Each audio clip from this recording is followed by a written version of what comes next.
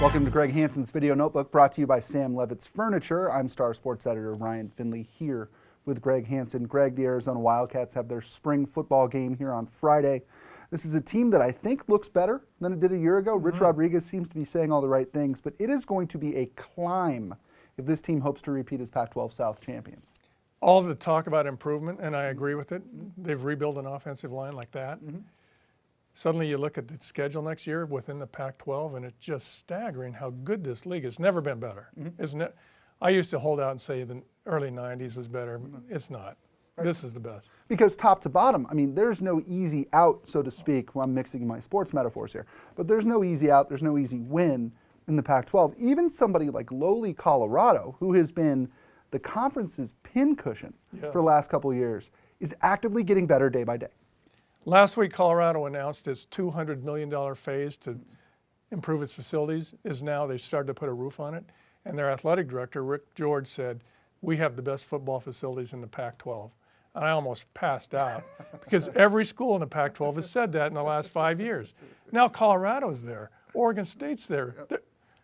There is no light touch. I mean, Utah is building a new facility, right? Oh, it's done. Theirs is done. Theirs is done.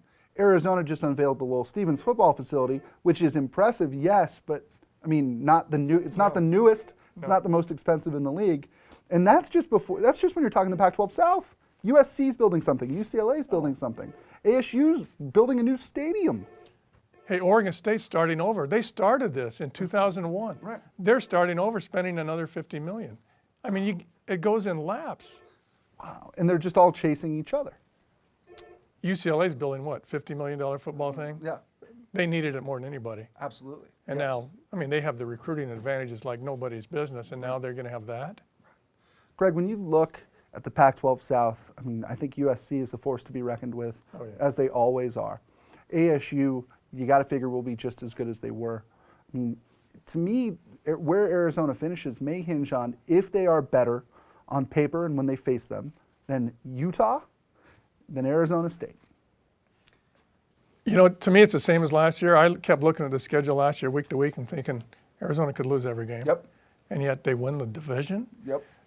Are we going to look back in 10 years and say, how did Arizona ever win the division? It's possible. Yeah. Yeah, it's, to me, when we look at this, Greg, and it's kind of a big picture thing here, if they continue to take those steps, I mean, this is Rich Rod's 4th year here.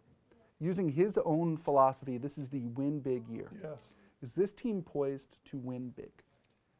I do not think so, just because of the competition in the division and the league. Win big could be 8-4. Yeah. They're going to win all their non-conference games. Right.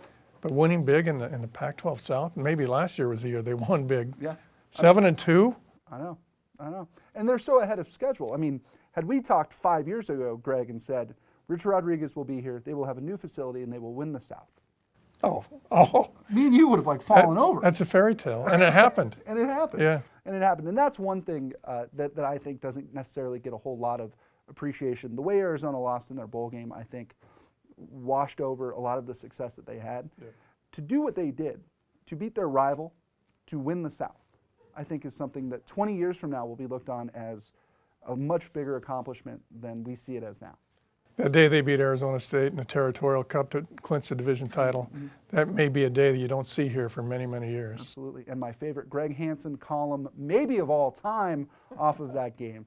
That'll do it for this episode of Greg Hansen's Video Notebook, brought to you by Sam Levitt's Furniture. For Greg Hansen, I'm Ryan Finley. We'll see you next time.